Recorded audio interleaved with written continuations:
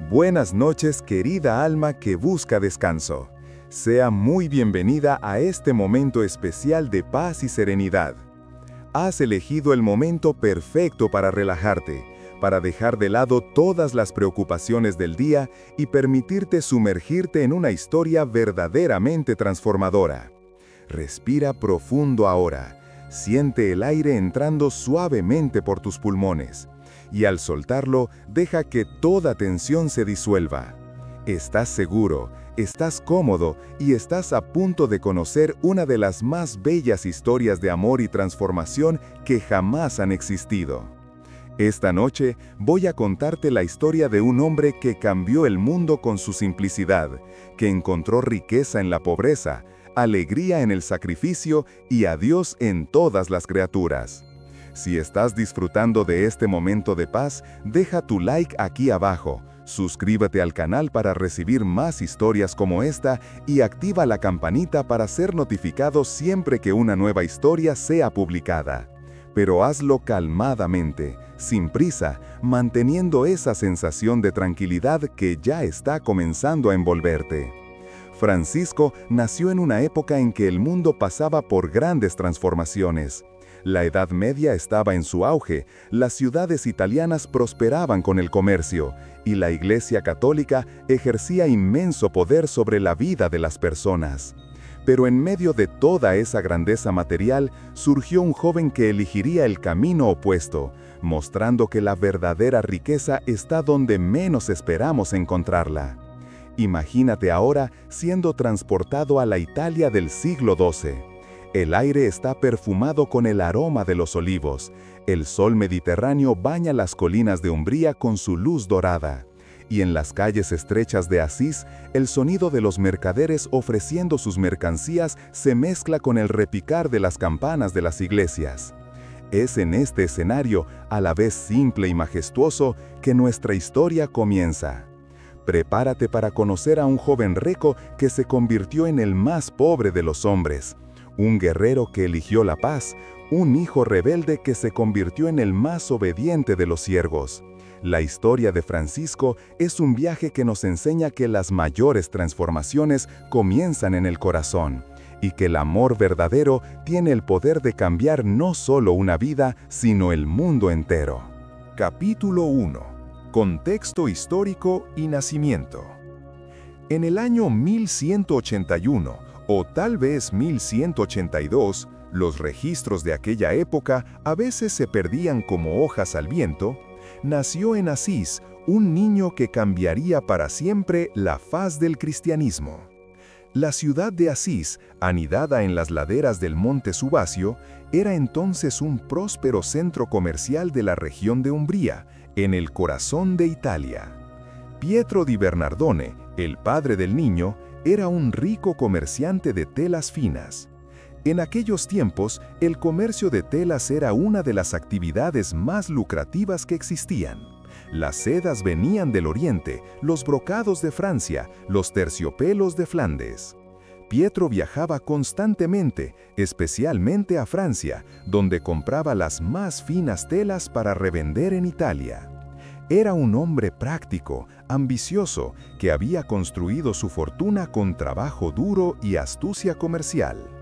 La madre, doña Pica, era una mujer dulce y piadosa, probablemente de origen francés, de la región de Provenza.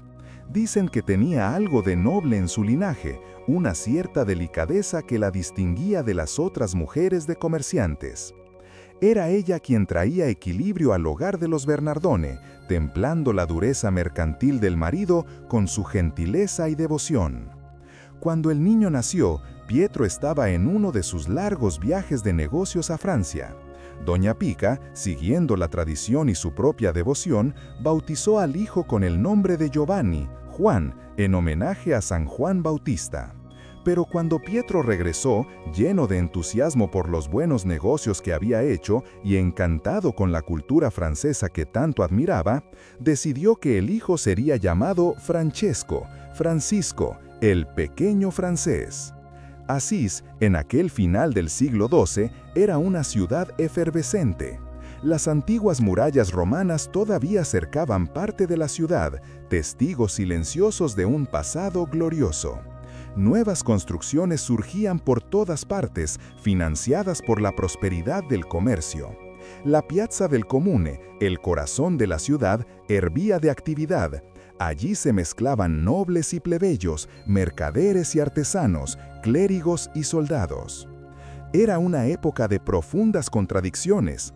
Por un lado, el renacimiento del comercio traía prosperidad y un inicio de vida urbana más sofisticada. Por otro, la violencia era endémica. Ciudades vecinas guerreaban constantemente entre sí. Asís y Perugia, separadas por apenas 20 kilómetros, vivían en conflicto perpetuo. Dentro de las propias ciudades, las familias nobles, los mayores, disputaban el poder con la creciente clase de comerciantes ricos, los menores, que no sabían exactamente cómo llamarlas. La Iglesia, en este período, era no solo una institución religiosa, sino una potencia temporal.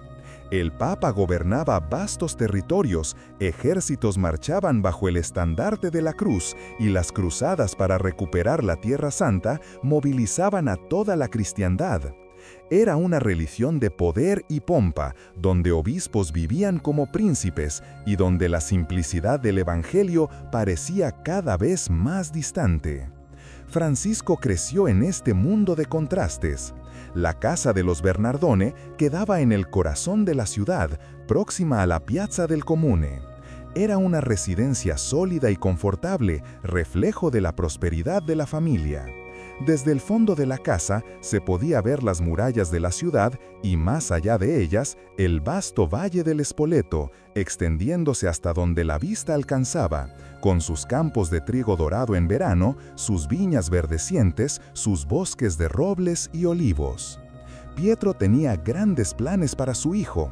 Francisco sería su sucesor en los negocios, expandiría aún más la fortuna de la familia, tal vez hasta consiguiera un título de nobleza a través de un casamiento ventajoso o de servicios prestados a algún señor poderoso. El niño fue educado para eso. Aprendió a leer y escribir, algo no tan común en aquella época. Estudió latín con los padres de la iglesia de San Jorge, aprendió los rudimentos de la matemática necesaria para el comercio y su padre personalmente lo instruía en los secretos del negocio de telas. Pero Pietro también quería que su hijo brillara socialmente. Francisco aprendió francés, la lengua de la cultura y de la poesía. Conoció las canciones de los trovadores, aquellos poetas errantes que venían del sur de Francia cantando sobre el amor cortés y las aventuras de los caballeros. Esta influencia francesa marcaría profundamente al joven Francisco, dándole un gusto por la poesía, por la música y por cierto romanticismo caballeresco que nunca lo abandonaría, incluso después de su conversión. El mundo en que Francisco nació estaba en transformación. Las antiguas estructuras feudales comenzaban a dar lugar a una economía más monetizada. Las ciudades ganaban importancia y cierta autonomía. Las universidades surgían en Bolonia, París, Oxford. Nuevas ideas circulaban junto con las mercancías en las rutas comerciales.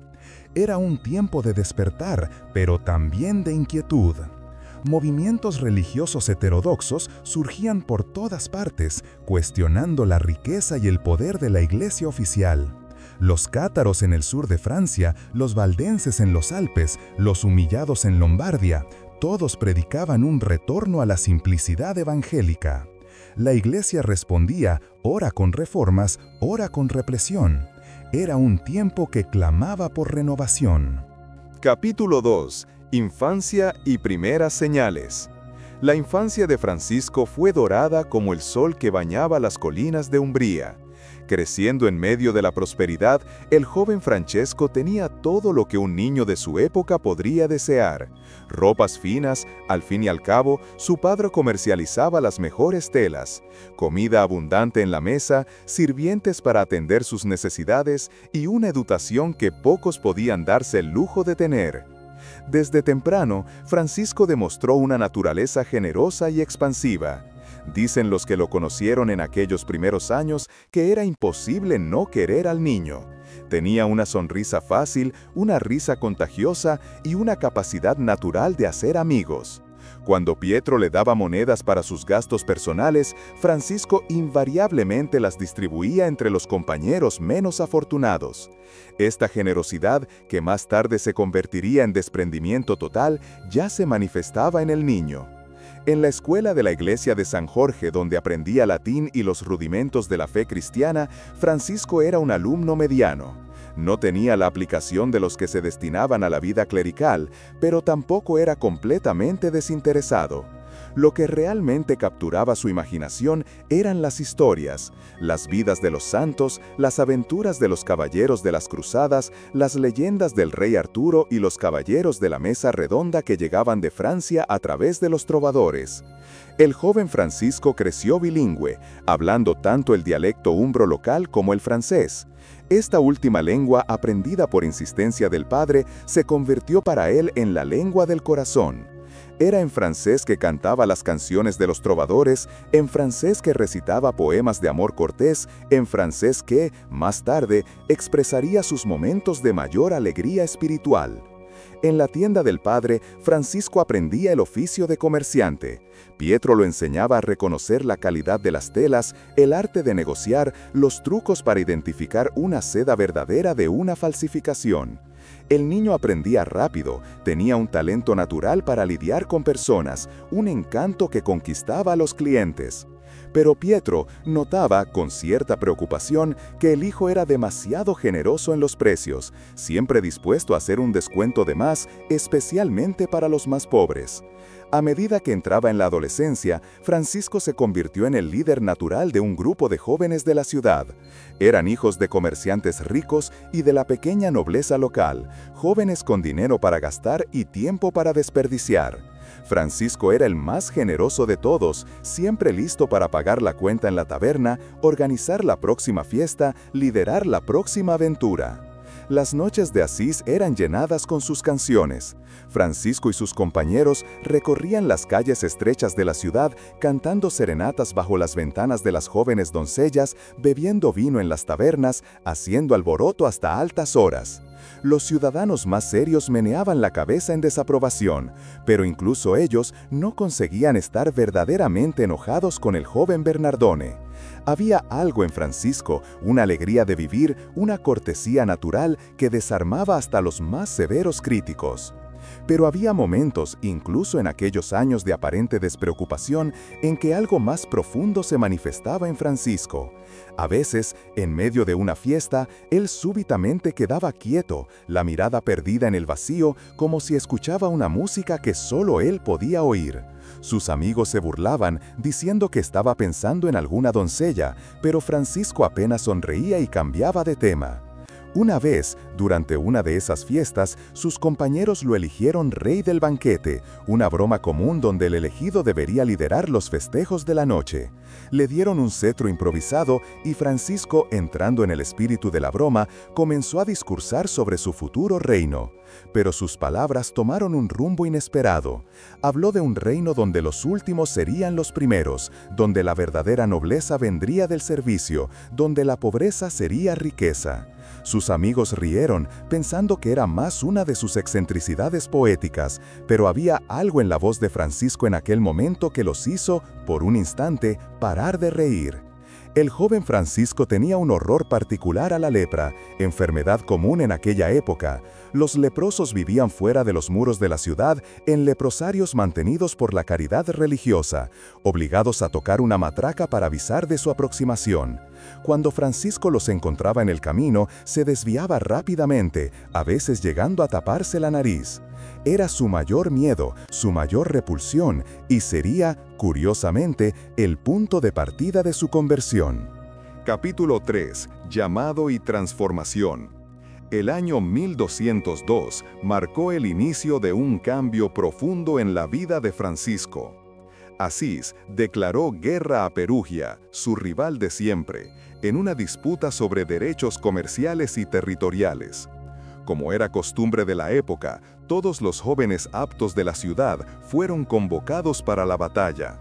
Francisco, entonces con 20 años, se presentó entusiasmado. Finalmente, tendría la oportunidad de vivir las aventuras caballerescas. Pietro financió un equipamiento completo para el hijo: armadura, espada, lanza, un caballo. Francisco partió para la guerra como quien parte para una fiesta, cantando canciones de valentía, prometiendo a los amigos que volvería cubierto de gloria. La realidad, sin embargo, sería brutalmente diferente de sus sueños románticos. La batalla de Collestrada fue un desastre para Asís. El ejército perugino, mayor y mejor preparado, destrozó las fuerzas asinenses. Francisco vio amigos morir a su lado, vio la brutalidad cruda de la guerra, la sangre, los gritos, el pánico. Él mismo fue capturado, su rica armadura indicando que valía más vivo como prisionero a ser rescatado que muerto en el campo de batalla. El cautiverio en Perugia duró un año entero. Francisco fue colocado en una celda húmeda y oscura con otros nobles y ricos mercaderes de Asís. Las condiciones eran duras: comida escasa, frío en invierno, calor sofocante en verano y la incertidumbre constante sobre cuándo serían liberados. Muchos prisioneros cayeron en desesperación, pero Francisco, sorprendentemente, mantenía el ánimo alto, intentando alegrar a sus compañeros de infortunio. Había, sin embargo, algo diferente en él. La experiencia de la batalla, la proximidad de la muerte, el sufrimiento del cautiverio, todo eso había plantado semillas de cambio en su corazón. Durante las largas horas en prisión, Francisco tenía tiempo para pensar, para cuestionar, ¿qué era realmente la gloria que tanto buscara? ¿Valían la pena aquellas vidas perdidas por un pedazo de tierra, por derechos comerciales? Fue en prisión que Francisco enfermó gravemente. Una fiebre violenta se apoderó de él, dejándolo al borde de la muerte. Durante semanas osciló entre la conciencia y el delirio. Sus compañeros de celda pensaron que no sobrevivirían. Pero Francisco luchó, aferrándose a la vida con una tenacidad que sorprendió a todos. Cuando finalmente Pietro pagó el rescate y Francisco pudo volver a Asís, era un hombre cambiado. La enfermedad lo dejara débil, delgado, una sombra del joven vigoroso que partiera para la guerra. Pero el cambio iba más allá de lo físico. Algo en su interior se había quebrado, o tal vez abierto. La convalecencia fue larga. Durante meses, Francisco permaneció en la casa paterna, cuidado por doña Pica, intentando recuperar las fuerzas.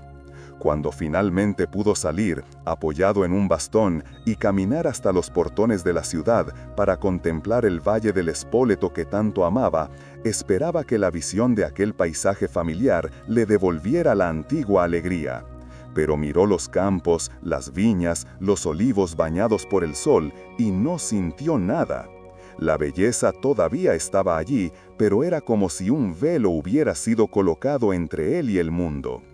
Esta apatía, esta pérdida de placer en las cosas que antes lo deleitaban, atormentaba a Francisco. Intentó volver a la vida antigua, retornó a la tienda del padre, se reunió con los amigos, participó de algunas fiestas, pero era como representar un papel. La alegría que antes brotaba naturalmente, ahora tenía que ser forzada. Los amigos notaban, preocupados. Pietro se impacientaba. Solo doña Pica parecía comprender que su hijo estaba pasando por una transformación profunda. En 1205 surgió una oportunidad que Francisco creyó que podría ser la respuesta para su inquietud. Un noble de Asís estaba organizando una expedición para unirse a las fuerzas papales en el sur de Italia.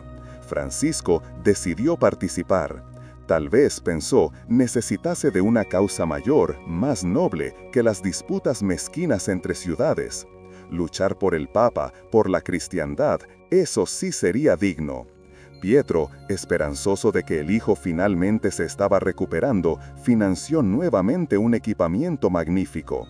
Francisco partió en gran estilo, su armadura brillando al sol, su manto bordado con cruces. pero había llegado apenas a Spoleto, la primera parada del viaje, cuando algo extraordinario sucedió. Aquella noche, en Spoleto, Francisco tuvo un sueño, ¿o sería una visión? Vio un gran salón, un palacio magnífico, lleno de armas y estandartes marcados con la cruz. Una voz le preguntó: «Francisco, ¿qué es mejor, servir al siervo o al Señor?». Francisco respondió: «Al Señor, naturalmente». La voz entonces dijo: «Entonces, ¿por qué abandonas al Señor por el siervo? Vuelve a Asís, allí te será dicho qué hacer». Francisco despertó transformado. Sin hesitación, sin importarle lo que dirían, vendió su equipamiento militar, montó en su caballo y volvió a Asís. La ciudad entera murmuró. El hijo de Pietro Bernardone había desertado, había demostrado cobardía. Pietro quedó furioso. Los amigos no sabían qué decir. Francisco no intentó explicarse. ¿Cómo podría explicar lo que él mismo no comprendía completamente? Los meses siguientes fueron de intensa búsqueda interior. Francisco pasaba largas horas rezando en las pequeñas capillas abandonadas en los alrededores de Asís. La de San Damián en particular lo atraía. Era una iglesiacita en ruinas, con las paredes agrietadas, el techo parcialmente derrumbado, pero con un crucifijo bizantino que misteriosamente había sobrevivido intacto. Fue ante este crucifijo que Francisco tuvo la experiencia que cambiaría definitivamente su vida. Estaba rezando, pidiendo orientación, cuando oyó, o creyó oír, al Cristo del crucifijo hablarle: «Francisco, ¿no ves que mi casa está en ruinas? Ve y restaurala para mí». Francisco tomó las palabras literalmente. Corrió de vuelta a casa, tomó algunas de las mejores telas de la tienda del padre, cabalgó hasta el mercado de Foligno, vendió todo, telas y caballo, y volvió a San Damián con el dinero. El viejo padre que cuidaba de la capilla en ruinas quedó estupefacto cuando Francisco intentó entregarle la bolsa de monedas. Conociendo a Pietro Bernardone y su temperamento, el padre rechazó el dinero, temiendo las consecuencias. La reacción de Pietro fue explosiva. Su hijo no solo había abandonado una expedición militar, sino que ahora estaba robando de la tienda para dar dinero a padres mendigos. Era demasiado. Pietro buscó a Francisco por todas partes, pero el joven se había escondido, dicen algunos que en una cueva en los alrededores de la ciudad, donde pasó semanas en oración y ayuno. Cuando Francisco finalmente emergió de su escondite, estaba irreconocible. Delgado, barbudo, con las ropas en harapos, parecía un mendigo. Al caminar por las calles de Asís, los niños corrieron tras él, tirando piedras y lodo, gritando: «Pazzo, pazzo, loco, loco». Francisco no reaccionó. Continuó caminando, una sonrisa extraña en los labios. Pietro, al saber que el hijo había aparecido, corrió para encontrarlo. La escena que siguió fue presenciada por muchos y jamás olvidada. El rico mercader, rojo de rabia y humillación, arrastró al hijo a casa, gritando impotrebios, mientras Francisco no ofrecía resistencia. En casa, Pietro intentó de todo: gritos, amenazas, hasta incluso la prisión en el sótano de la casa. Nada removía a Francisco de su nueva convicción. Capítulo 4. Desafíos y pruebas. El conflicto entre Francisco y su padre Pietro alcanzó un punto sin retorno. Pietro estaba determinado a recuperar el dinero que Francisco había tomado y, más importante, hacer que el hijo volviera al juicio. Primero intentó resolver la cuestión en familia. Encerró a Francisco en el sótano de la casa, esperando que el aislamiento y la privación lo hicieran reconsiderar. Pero cuando doña Pica, aprovechando un viaje de negocios del marido, liberó al hijo, Francisco huyó nuevamente a San Damián. Pietro entonces apeló a las autoridades civiles de Asís. Como ciudadano prominente y miembro del rico gremio de mercaderes, tenía influencia suficiente para exigir justicia. Pero Francisco, argumentando que ahora servía a Dios y estaba bajo la jurisdicción eclesiástica, se negó a comparecer ante el tribunal civil. Frustrado pero determinado, Pietro llevó el caso al obispo de Asís, don Guido.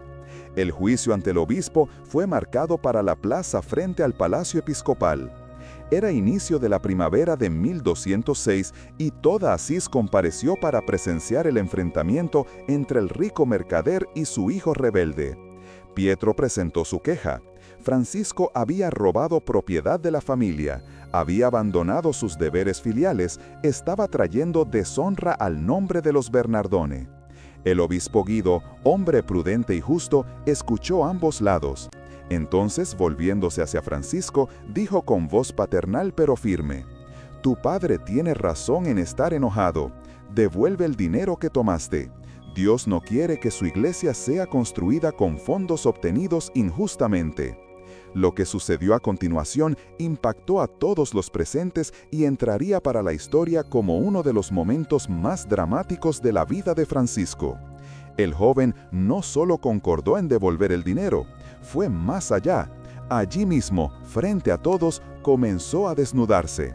Se quitó el manto, la túnica, hasta la ropa interior, y colocó todo, junto con la bolsa de monedas, a los pies de Pietro.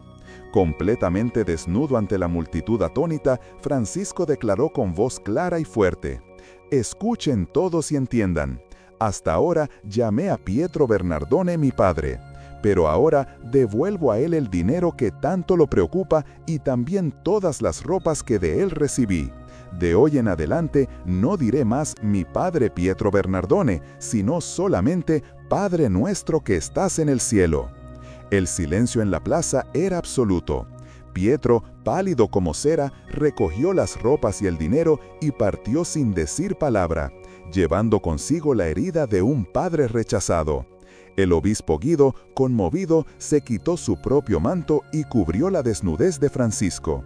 Pero el joven, ahora verdaderamente despojado de todo, salió cantando en francés por las calles de Asís, vistiendo apenas una túnica rústica que el jardinero del obispo le diera.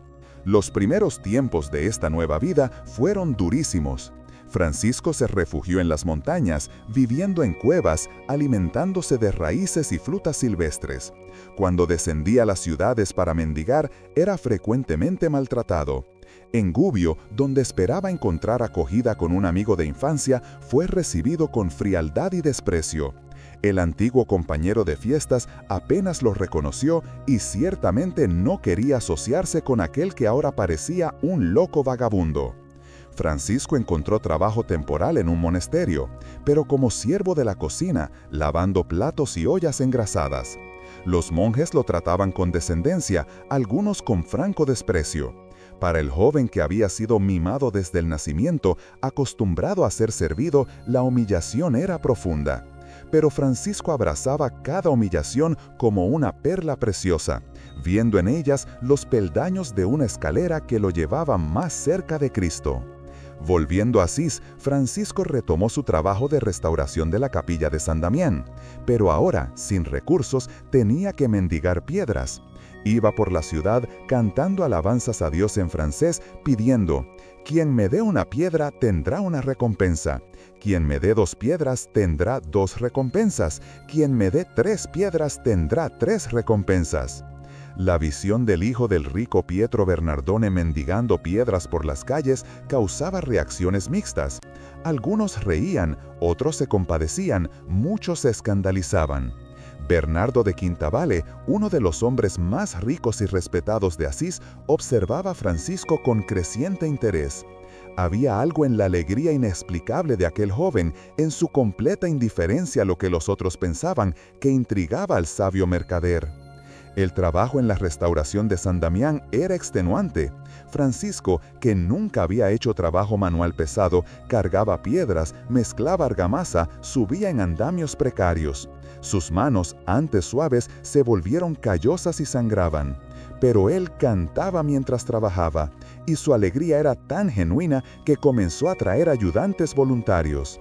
Fue durante este período que Francisco enfrentó y venció uno de sus mayores demonios personales.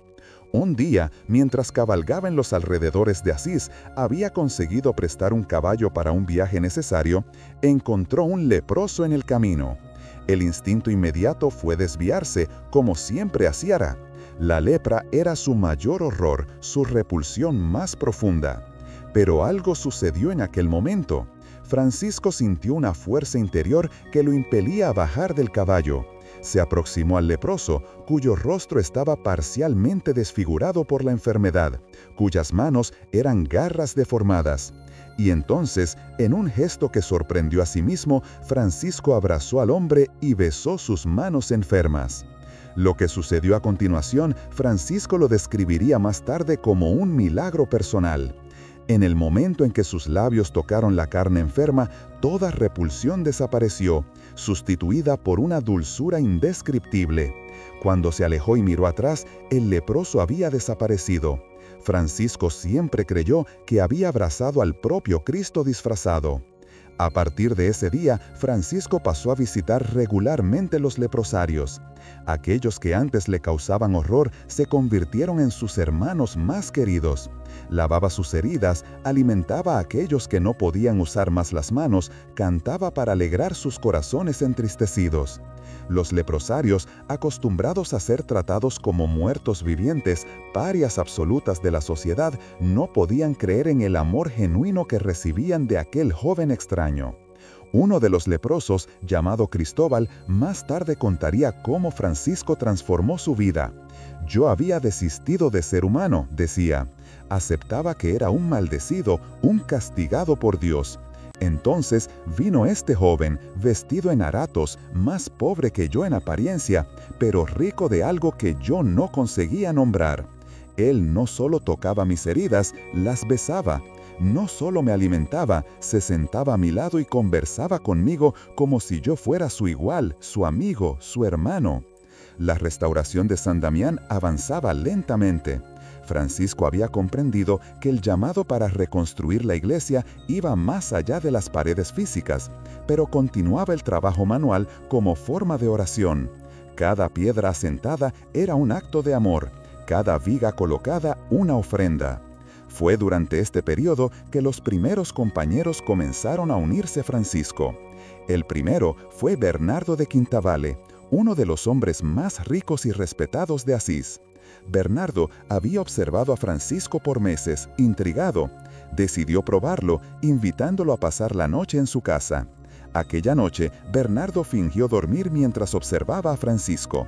Vio al joven levantarse tan pronto como pensó que el anfitrión estaba dormido, arrodillarse y pasar toda la noche en oración, repitiendo apenas «mi Dios y mi todo, mi Dios y mi todo». Por la mañana, Bernardo estaba decidido. Vendió todas sus posesiones y se unió a Francisco. El segundo en unirse fue Pedro Catani, un canónigo de la Catedral de Asís, hombre instruido y respetado. Después vino Egidio, un campesino simple pero de corazón puro. En pocos meses eran 12 compañeros viviendo juntos en la Porciúncula, una pequeña capilla que Francisco había restaurado después de San Damián. La vida de estos primeros frailes era de extrema simplicidad.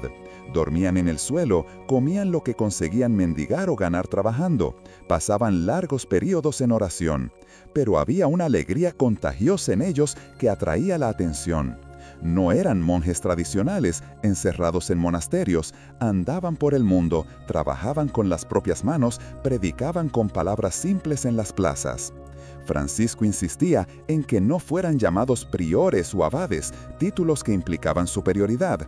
Eran simplemente frailes menores, fraters minores, los hermanos menores, los últimos, los siervos de todos. Esta humildad radical era revolucionaria en una iglesia donde jerarquía y poder eran frecuentemente más valorados que el servicio. La regla que Francisco escribió para sus frailes era simple: vivir el Evangelio. Sin propiedades, sin privilegios, sin seguridad más allá de la providencia divina.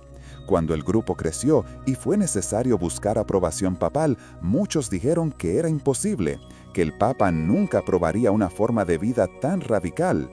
Pero Francisco y sus compañeros caminaron hasta Roma en 1209. La leyenda cuenta que el Papa Inocencio III, uno de los más poderosos papas de la historia, inicialmente rechazó a aquellos hombres mal vestidos y sus ideas extremas. Pero aquella noche, el Papa tuvo un sueño. Vio la... Capítulo 5. Milagros y manifestaciones. La vida de Francisco comenzó a ser marcada por eventos extraordinarios que muchos consideraban milagrosos.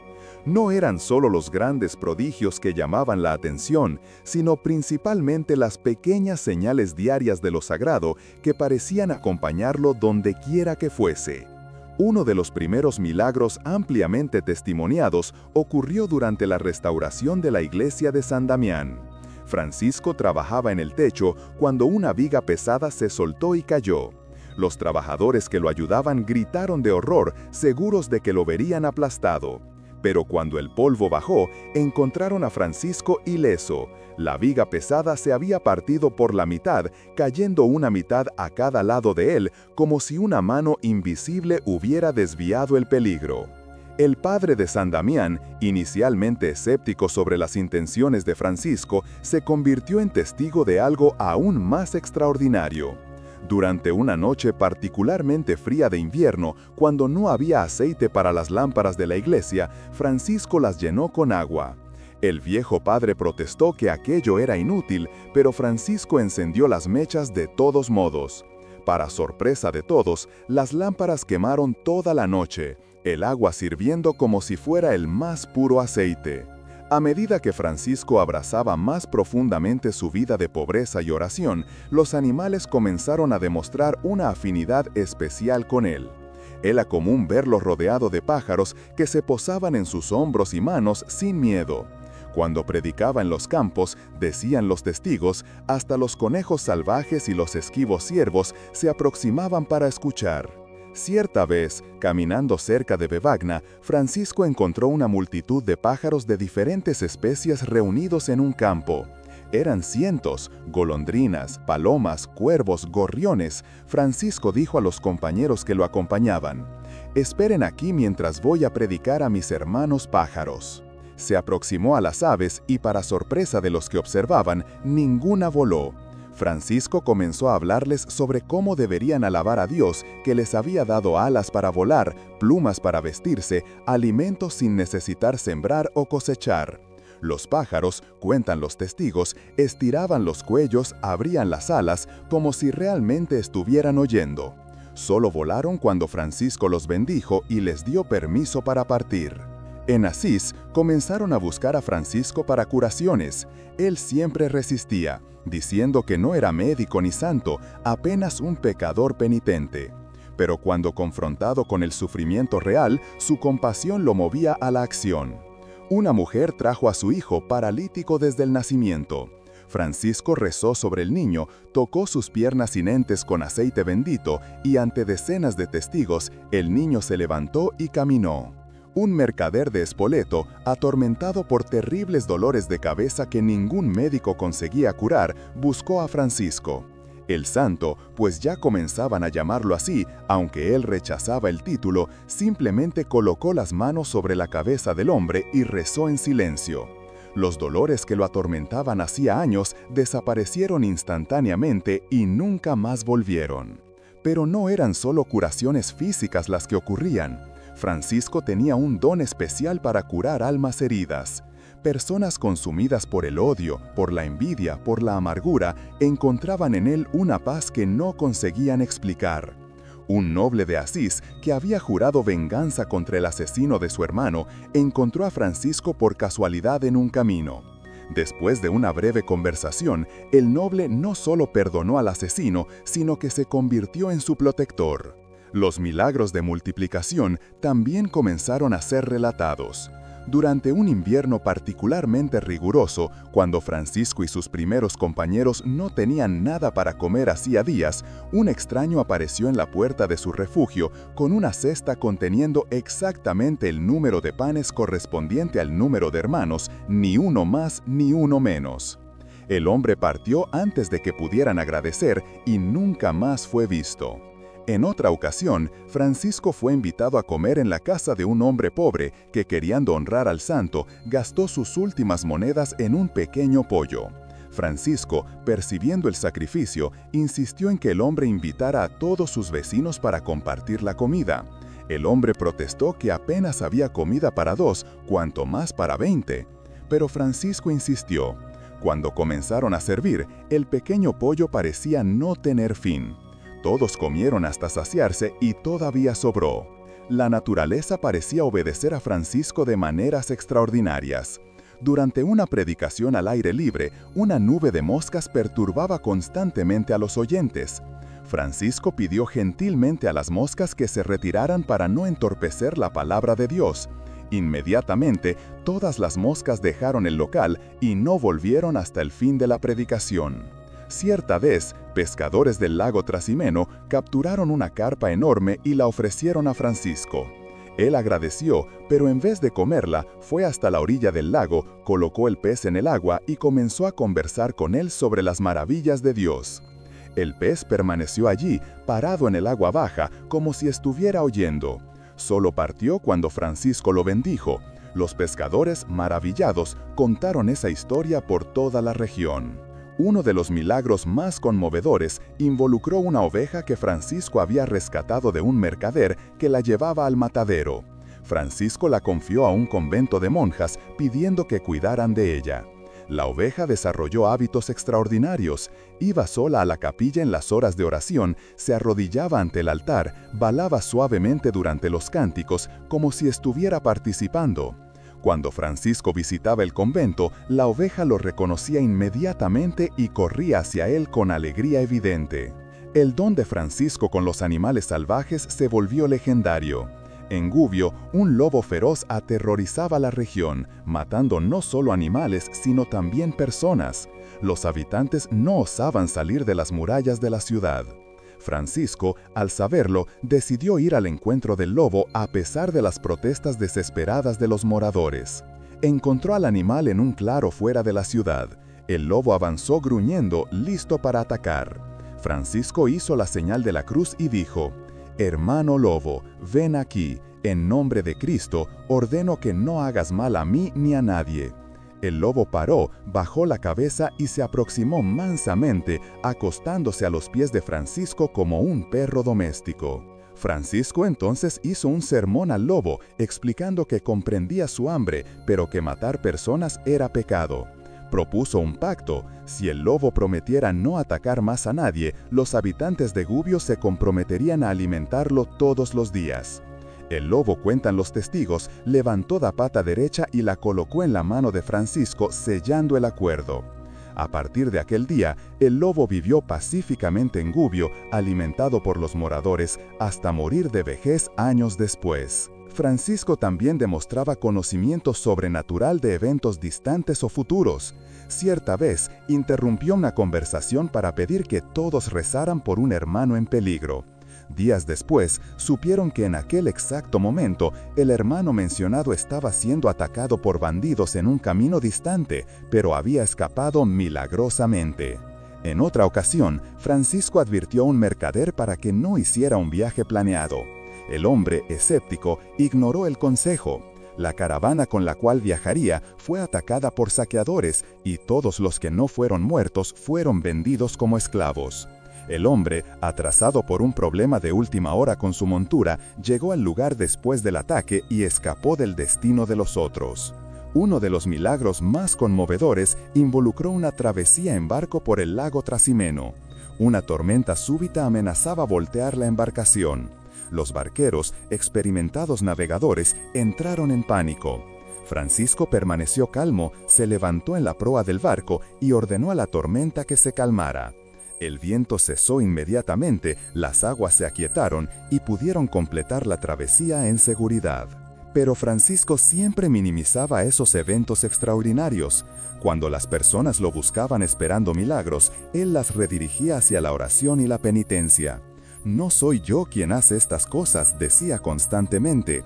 «Es Cristo quien actúa a través de este pobre servidor.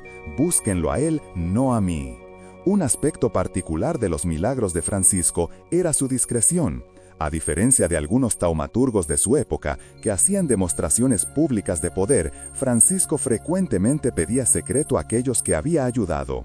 Muchos de sus milagros solo fueron conocidos años después, revelados por aquellos que no conseguían más guardar silencio sobre las maravillas que habían presenciado. Capítulo 6. Enseñanzas y sabiduría.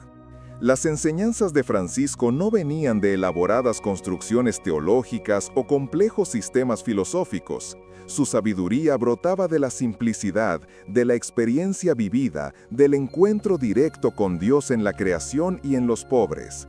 Él enseñaba más por el ejemplo que por las palabras, pero cuando hablaba, sus palabras tenían el poder de transformar corazones. El Señor me reveló, Francisco solía decir, que debemos ser simples como las palomas y astutos como las serpientes. Pero veo a muchos que son astutos en buscar ventajas y simples solo en apariencia.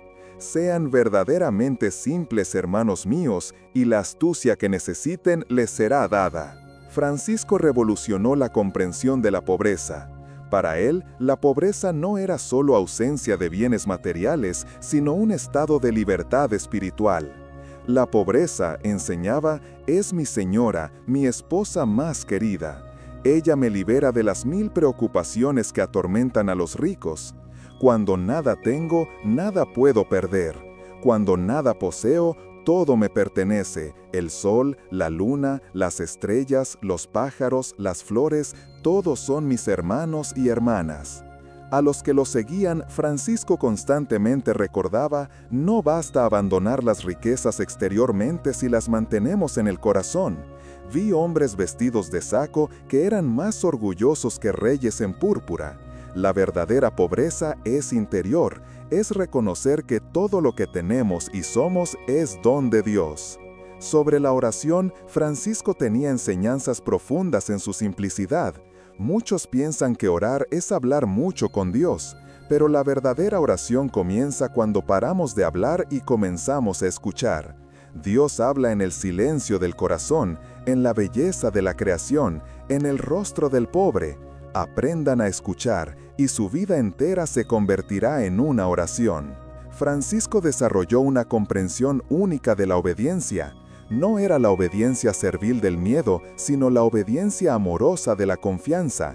La perfecta obediencia, explicada, es como la de un cuerpo muerto. No cuestiona hacia dónde es llevado, no reclama de dónde es colocado, no pide ser cambiado. Pero atención, esto solo es posible a través del amor, no de la coerción. Obedezcan por amor, no por miedo. Su visión de la naturaleza era revolucionaria para la época. Mientras muchos veían la creación como algo a ser dominado o como fuente de tentación a ser evitada, Francisco veía en ella el espejo de Dios. Cada criatura, enseñada, es una palabra de Dios. El sol nos habla del calor del amor divino, el agua de la pureza de Dios, el fuego de su ardor sagrado. Quien maltrata la creación, maltrata al propio Creador. A los que se preocupaban excesivamente con el futuro, Francisco aconsejaba, miren los pájaros, no siembran, no cosechan, no acumulan en graneros, y sin embargo, nuestro Padre Celestial los alimenta. ¿No valen ustedes mucho más que ellos? La preocupación es hija de la desconfianza. Confíen en la providencia, hagan el bien hoy y dejen el mañana en las manos de Dios. Francisco tenía una comprensión profunda del perdón. El perdón, decía, no es un acto de debilidad, sino de fuerza suprema. Cualquiera puede guardar rencor, eso es fácil, es natural. Pero perdonar, verdaderamente perdonar, eso requiere la fuerza de Cristo. Y recuerden, perdonamos no porque el otro merezca, sino porque nosotros necesitamos de la libertad que trae. Sobre la alegría, uno de sus temas favoritos, Francisco era elocuente. La tristeza es el arma favorita del demonio. Un siervo de Dios debe estar siempre alegre. No la alegría superficial del mundo que depende de las circunstancias, sino la alegría profunda que viene de saberse amado por Dios. Esta alegría puede coexistir con el sufrimiento, con la pobreza, con la persecución. Cierta vez, caminando con Fray León en una noche fría de invierno, ambos temblando de frío y hambre, Francisco comenzó a hablar sobre la perfecta alegría. ¿Qué sabes, hermano León, qué es la perfecta alegría? No es hacer milagros, no es convertir multitudes, no es tener visiones celestiales. La perfecta alegría es cuando llegando a nuestro convento mojados con frío y hambre, el portero no nos reconoce y nos expulsa como vagabundos, y nosotros aceptamos eso con paciencia y amor, reconociendo que Dios permitió eso para nuestro bien. Esa es la perfecta alegría, la alegría que nadie nos puede quitar. Francisco enseñaba sobre la importancia del trabajo manual. El trabajo, decía, es una gracia. A través de él participamos de la obra creadora de Dios. Pero cuidado de no hacer del trabajo un ídolo. Trabajen para servir, no para acumular. Trabajen con alegría, no con ansiedad. Y recuerden, el trabajo más importante es el trabajo interior, la construcción del reino de Dios en nuestros corazones. Su abordaje de la tentación era práctico y compasivo. Cuando la tentación venga y vendrá a todos, no luchen directamente contra ella, es como luchar contra el viento. En vez de eso, vuélvanse inmediatamente a Cristo. Ocupen la mente y el corazón con el bien y el mal no encontrará espacio. Y si caen, no desesperen, levántense inmediatamente, pidan perdón y sigan adelante. Dios no cuenta nuestras caídas, sino nuestras levantadas. Sobre la predicación, Francisco era claro. Prediquen siempre el Evangelio. Si es necesario, usen palabras. Para él, el testimonio de vida era más elocuente que los más bellos sermones.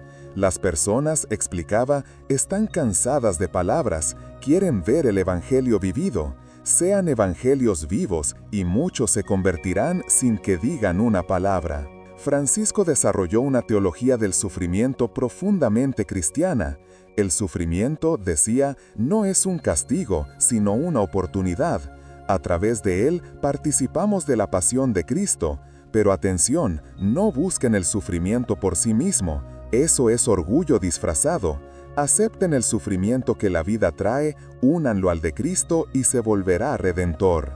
La humildad era central en sus enseñanzas. La humildad, explicaba, no es pensar mal de sí mismo, es no pensar en sí mismo. Es estar tan ocupado amando a Dios y al prójimo que no sobra tiempo para la preocupación consigo. El humilde es libre porque no tiene una imagen que defender. Francisco tenía insights profundos sobre la comunidad. Vivir en comunidad, decía a sus frailes, es el purgatorio en la tierra, pero es un purgatorio necesario y santificante. En la soledad podemos imaginar que somos santos. En la comunidad, nuestras ilusiones son rápidamente destruidas. Agradezcan por los hermanos difíciles, ellos son sus mayores maestros. Sobre la muerte, Francisco tenía una visión única. La llamaba hermana muerte y la veía no como enemiga, sino como la puerta para la vida verdadera. No teman la muerte, aconsejaba, teman solo morir en pecado. Para quien vive en Dios, la muerte es apenas un cambio de morada, de la casa temporal para la eterna. Capítulo 7. Últimos años y legado. Los últimos años de la vida de Francisco fueron marcados por sufrimiento físico intenso y éxtasis espiritual profundo. Su cuerpo, castigado por años de privaciones, ayunos rigurosos y trabajo extenuante, comenzó a fallar. Pero paradójicamente, fue en este periodo de declive físico que su luz espiritual brilló con mayor intensidad. En 1224, ya gravemente enfermo, Francisco se retiró al Monte Alverna, una montaña salvaje y aislada que le había sido ofrecida como lugar de retiro. Era septiembre, próximo a la fiesta de la exaltación de la Santa Cruz. Francisco llevó consigo solo algunos compañeros más próximos, incluyendo a Fray León, su confesor y amigo más íntimo. En lo alto de la montaña, Francisco construyó una pequeña celda de ramas y hojas. Pasaba los días en oración intensa, muchas veces en éxtasis, su cuerpo frágil apenas tocando el suelo. Fray León, que lo observaba de lejos, lo veía frecuentemente elevado del suelo, rodeado por una luz misteriosa. Fue en la mañana del 14 de septiembre, fiesta de la exaltación de la Santa Cruz, que ocurrió el evento más extraordinario de la vida de Francisco. Mientras rezaba, tuvo una visión de un serafín con 6 alas flameantes llevando la imagen de un hombre crucificado. La visión era simultáneamente terrible y maravillosa, llenando a Francisco de alegría indecible y dolor profundo. Cuando la visión desapareció, Francisco descubrió en su propio cuerpo las marcas de la crucifixión, los estigmas. En sus manos y pies, heridas abiertas como las de los clavos. En su costado, una llaga como la de la lanza. Eran heridas reales que sangraban, causaban dolor intenso, pero también eran señales visibles de su unión con Cristo crucificado. Francisco intentó esconder los estigmas envolviendo las manos en vendas, usando medias en los pies, incluso en el calor del verano. Pero era imposible ocultarlos completamente. Los hermanos más próximos vieron y la noticia se esparció, aumentando aún más la fama de santidad de Francisco. El dolor de los estigmas era constante. Francisco apenas podía caminar, las heridas en los pies volviendo cada paso una agonía. Las manos heridas dificultaban cualquier tarea manual. Pero él nunca se quejaba. Por el contrario, agradecía a Dios por el privilegio de compartir físicamente los sufrimientos de Cristo. Además de los estigmas, Francisco sufría de varias otras enfermedades. Una infección ocular, contraída años antes durante un viaje a Oriente, había empeorado drásticamente. Estaba casi ciego, la luz del sol causándole dolor insoportable. Problemas estomacales, resultado de años de ayunos extremos, le impedían retener casi cualquier alimento. El hígado y el vaso estaban aumentados, causando dolor constante. Fue en este estado de sufrimiento extremo que Francisco compuso una de sus obras más bellas, el Cántico de las Criaturas. Estaba hospedado en San Damián, cuidado por Clara y sus hermanas, sufriendo particularmente con los ojos. Una noche, después de horas de dolor intenso, Francisco tuvo una experiencia mística en la cual Dios le aseguró su lugar en el paraíso. Desbordando de alegría, compuso: Altísimo, omnipotente, buen Señor, tuyas son la alabanza, la gloria y toda bendición. Alabado seas, mi Señor, con todas tus criaturas, especialmente el Señor hermano Sol, que aclara el día y con su luz nos ilumina. El cántico continuaba, alabando a la hermana Luna, el hermano Viento, la hermana Agua, la Madre Tierra. Más tarde, cuando medió una disputa entre el obispo y el gobernador de Asís, añadió versos sobre el perdón. Y en los últimos días de vida, adicionó los versos finales, alabando a la hermana muerte corporal, de la cual ningún hombre vivo puede escapar. Los médicos de la época intentaron tratamientos brutales para sus ojos, cauterización con hierro al rojo vivo desde las sienes hasta las cejas. Francisco se sometió sin anestesia, conversando con el hermano Fuego para que fuera gentil con él. Los testigos dicen que no demostró señal de dolor durante el procedimiento agonizante. En 1226, sabiendo que la muerte se aproximaba, Francisco pidió llevarlo de vuelta a Asís, pero no al convento confortable que los frailes habían construido. Quiso ir a la Porciúncula, la pequeña capilla donde todo había comenzado, donde había comprendido su vocación, donde había fundado su orden. En el camino, cuando la comitiva pasó por un punto donde se podía ver Asís, Francisco pidió que pararan. Ciego, no podía ver su ciudad amada, pero se volvió en dirección a ella y la bendijo largamente, profetizando que, a pesar de pruebas futuras, Asís sería siempre especialmente bendecida por Dios.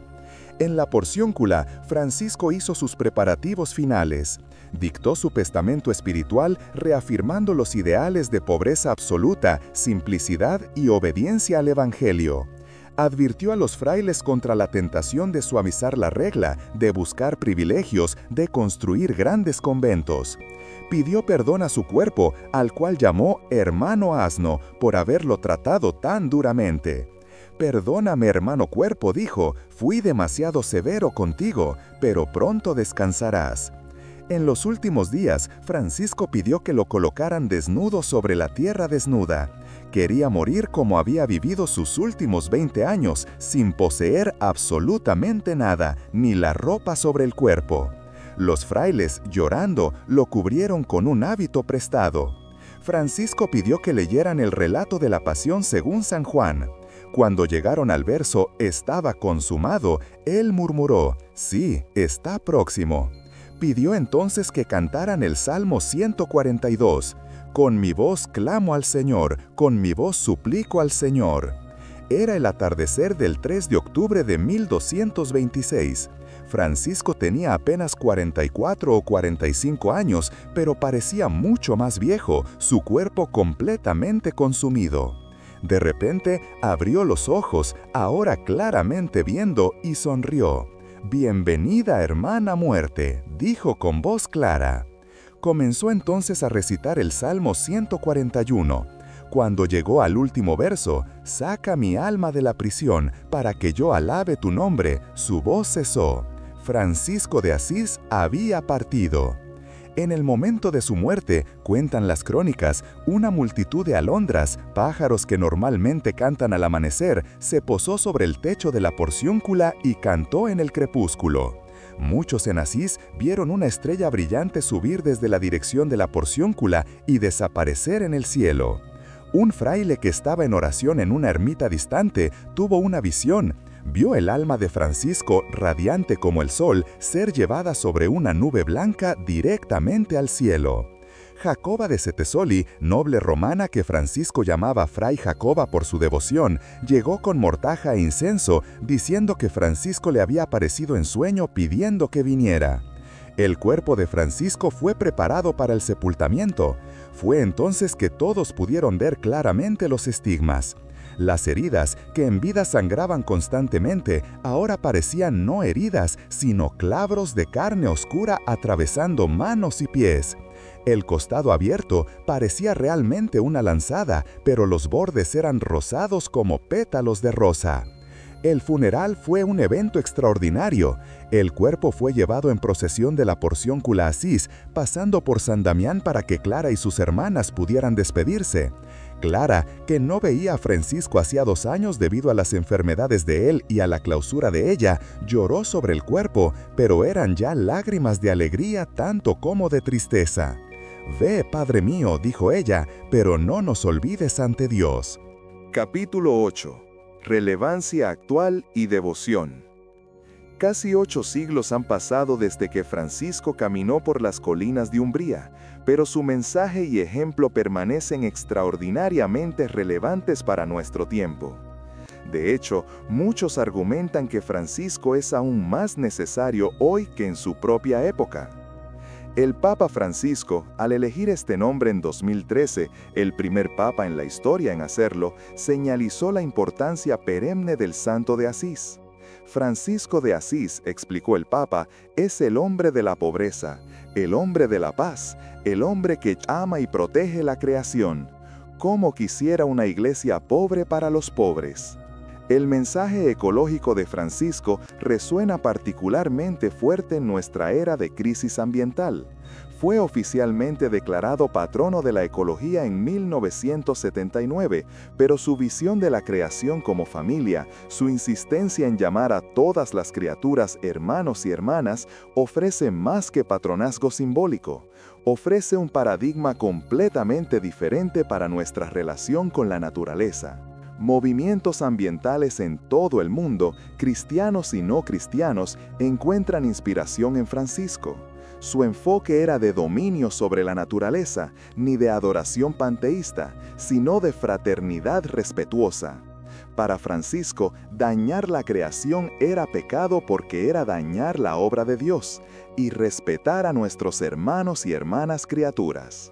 La Marcha por el Clima de Asís, realizada anualmente, reúne a miles de personas de todas las fes y de ninguna fe, unidos por la visión franciscana de cuidado con nuestra casa común.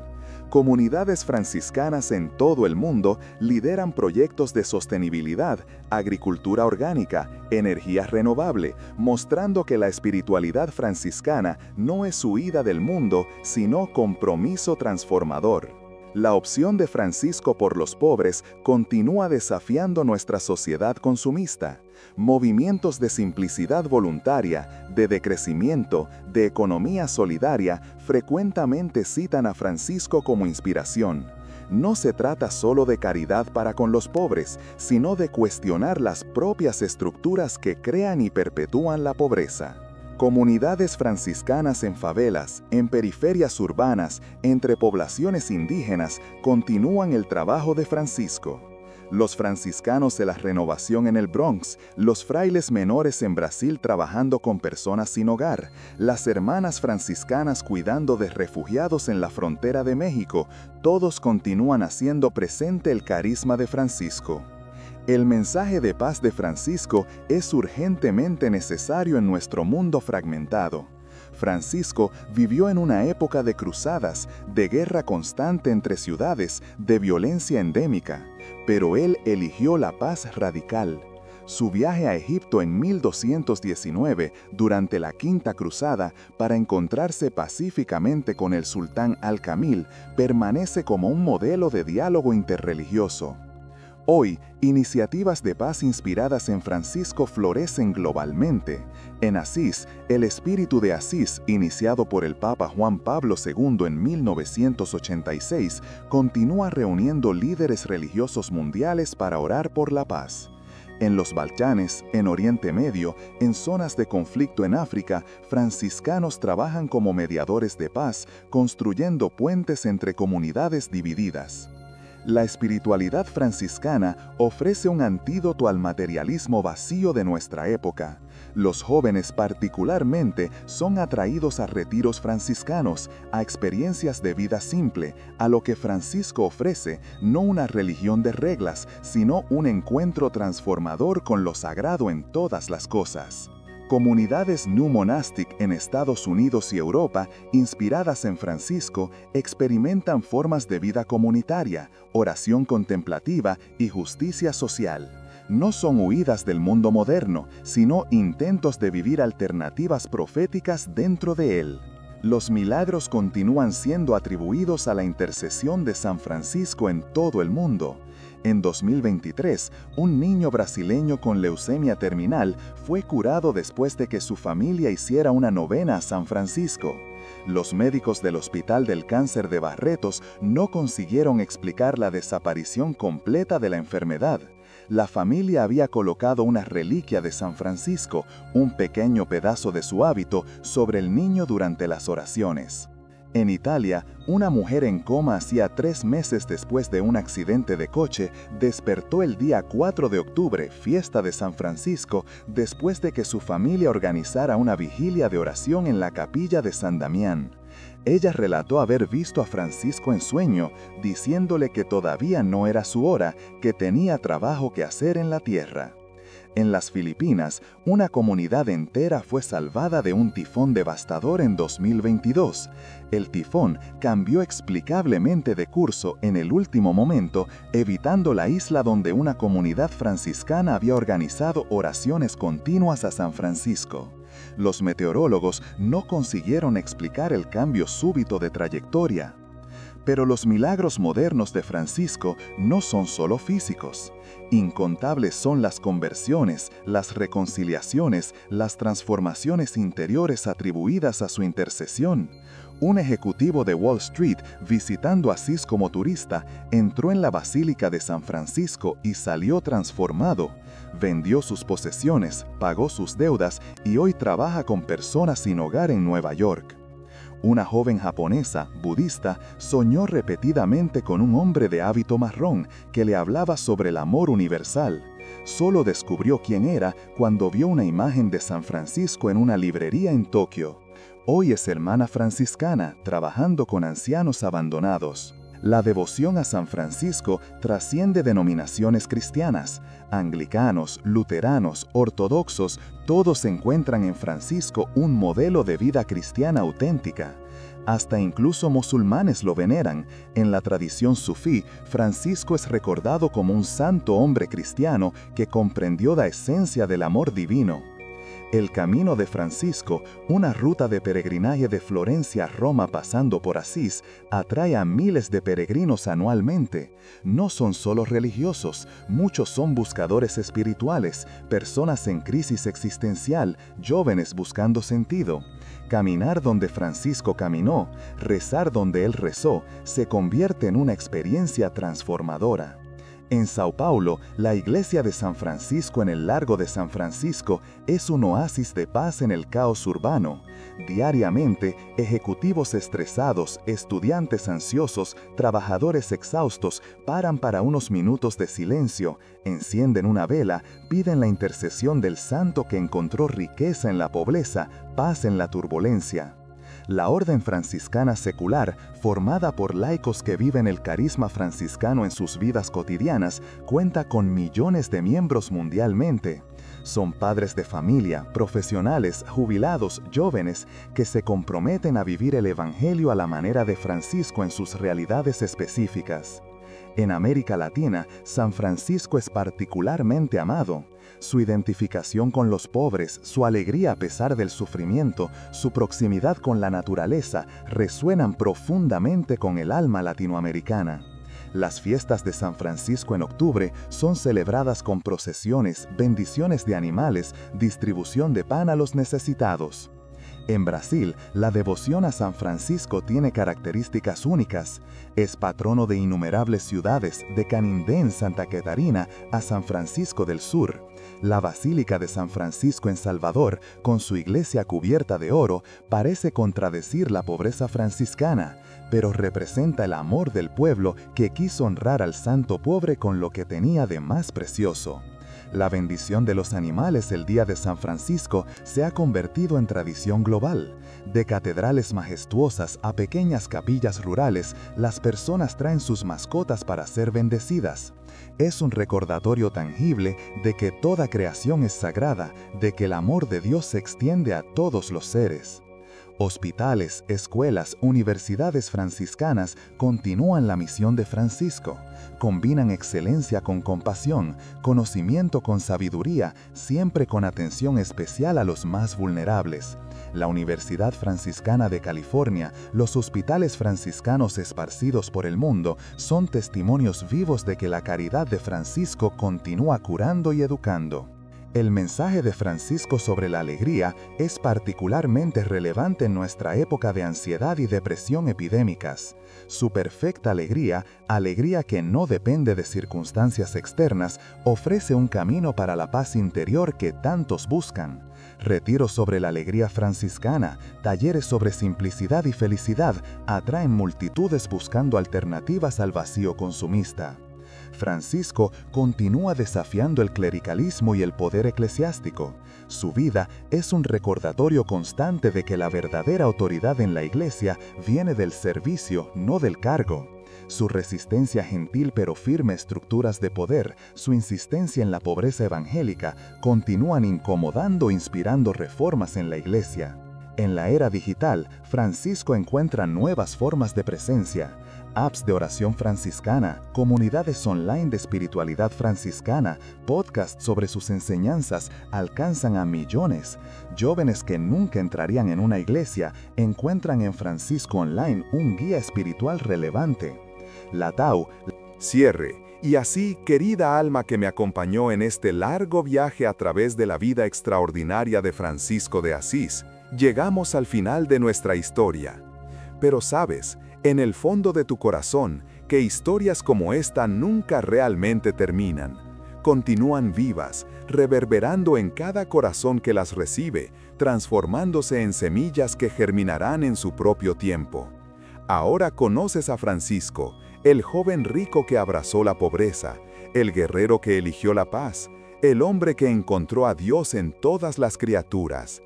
Conoce sus luchas, sus dudas, sus alegrías, sus sufrimientos. Pero más importante, has sentido el toque de aquel amor que transformó a Giovanni di Bernardone en el San Francisco que el mundo venera. Mientras te preparas para el sueño, deja que las imágenes de esta historia floten suavemente en tu mente. Ve a Francisco reconstruyendo San Damián piedra por piedra, cada piedra un acto de amor. Velo abrazando al leproso, transformando repulsión en compasión. Velo predicando a los pájaros, conversando con el lobo, componiendo el cántico de las criaturas mientras sufría dolores terribles. El mensaje de Francisco para ti esta noche es simple y profundo. Eres amado. Amado por Dios con un amor que no depende de tus realizaciones, tus éxitos, tus fracasos. Un amor que te abraza exactamente como eres, en este momento, con todas tus imperfecciones y luchas. Francisco nos enseña que la verdadera riqueza no está en lo que poseemos, sino en lo que somos. Que la verdadera fuerza está en la gentileza. Que la verdadera sabiduría está en la simplicidad. Que la verdadera alegría viene no de evitar el sufrimiento, sino de transformarlo en amor. Tal vez estés pasando por dificultades, tal vez estés luchando con dudas, miedos, ansiedades. Francisco conoció todo eso. Él también tuvo noches oscuras del alma, momentos de cuestionamiento profundo, pero descubrió que incluso en la oscuridad más profunda, una luz brilla, la luz del amor que nunca abandona. Respira profundo ahora, siente la paz de Francisco envolviéndote como un manto suave. Deja que tus preocupaciones se disuelvan como niebla al sol naciente. Estás seguro, estás cuidado, formas parte de esta gran familia de criaturas que Francisco llamaba hermanos y hermanas. Si quieres, puedes hacer una pequeña oración franciscana antes de dormir. No necesita ser elaborada, puede ser simplemente, Señor, hazme un instrumento de tu paz. O aún más simple, paz y bien. O solo mantén en tu corazón la intención de vivir mañana con un poco más de amor, un poco más de compasión, un poco más de alegría. Francisco está contigo esta noche, no como una presencia asustadora o solemne, sino como un hermano alegre, un amigo que comprende, un guía gentil. Él conoce tus luchas porque tuvo las propias, comprende tus dudas porque también cuestionó, abraza tu humanidad porque abrazó profundamente la propia. Deja que el sueño venga suavemente, trayendo sueños de paz. Tal vez sueñes con las colinas de Umbría bañadas por el sol dorado. Tal vez veas pájaros cantando alabanzas. Tal vez sientas la presencia amorosa que Francisco sentía en toda creación. Recuerda, no estás solo, nunca estás solo. Formas parte de esta inmensa red de vida, esta familia universal que Francisco reconoció y amó. El sol que mañana nacerá es tu hermano, la luna que ahora brilla es tu hermana, las estrellas son tus compañeras en el viaje. Francisco descubrió que cuando abrimos mano de todo, recibimos todo. Cuando nos vaciamos, somos llenados. Cuando morimos para el ego, nacemos para el amor. Estas paradojas no necesitan ser comprendidas racionalmente ahora. Deja que se acomoden suavemente en tu corazón como semillas en la tierra buena. Que la paz de Francisco esté contigo, que su alegría ilumine tus sueños, que su simplicidad traiga claridad a tu vida, que su amor por todas las criaturas despierte en ti un amor semejante. Y cuando mañana despiertes renovado por el sueño, recuerda agradecer al hermano sol que trae el nuevo día, al aire que respiras, a la vida que pulsa en ti. Comienza el día con gratitud y verás cómo todo se transforma. Si esta historia tocó tu corazón, compártela con alguien que necesite paz. Suscríbete a nuestro canal para más historias que calman el alma y elevan el espíritu. Deja tu like si este viaje con Francisco trajo serenidad a tu corazón. Pero ahora descansa, deja que el sueño restaurador venga, sueña con la paz, sueña con la belleza, sueña con el amor que mueve el sol y las otras estrellas, como dijo otro italiano, Dante, inspirado por Francisco. Buenas noches, querida alma, que los ángeles que acompañaban a Francisco ahora te acompañen a ti. Que el Dios que él amó tan apasionadamente vele tu sueño. Que la paz que él encontró en la pobreza enriquezca tus sueños. Paz y bien, siempre paz y bien. Que así sea para ti, esta noche y siempre. Amén.